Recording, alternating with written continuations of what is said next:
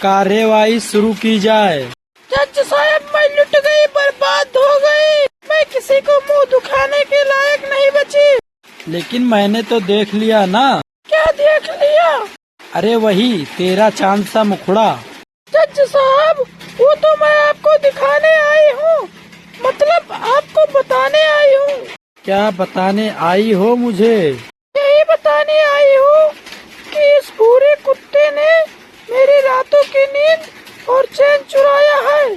लेकिन मुझे ये कुत्ता नहीं इंसान दिखाई दे रहा है। लेकिन खैर छोड़ो, जाने दो। ये बताओ कि चैन सोने की थी या चांदी की?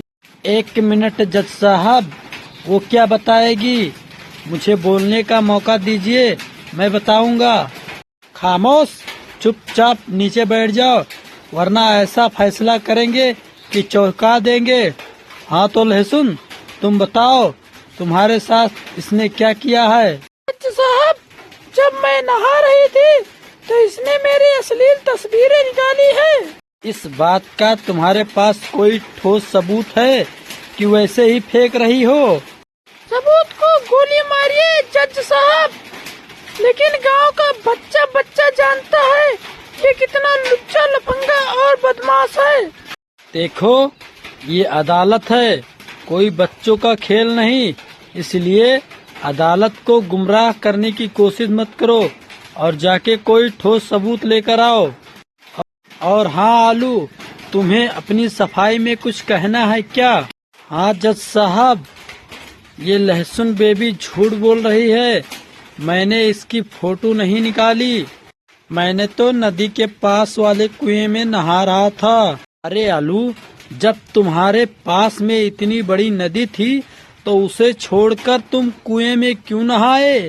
क्योंकि मुझे तैरना नहीं आता था, तो मगरमच्छ की कमर में रस्सी बांधकर तैरना सीख जाते।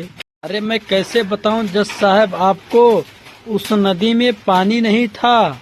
अरे फिर उसे नदी क्यों बोल रहे हो? नाला बोलो, नाला। क्योंकि गांव में लोग उसे नदी ही बोलते हैं और उसकी पूजा करते हैं।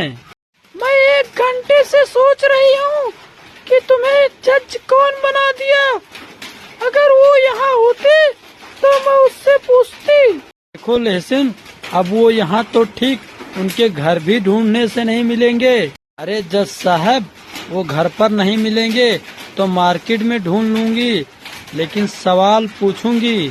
अरे लहसुन, अब वो मार्केट में भी ढूंढने से नहीं मिलेंगे क्योंकि उनका ऊपर का टिकट कट चुका है। अरे जज साहब, ये लहसुन बड़ी झूठी है, इसका बात क्यों सुन रहे हो? केस को रफा दफा करो और इसको भगाओ यहाँ से। देखो आलू, तुम अपनी जगह पर चुपचाप बैठ जाओ, वरना तुझे मैं यहीं खड़ा करके और फांसी दे दूंगा।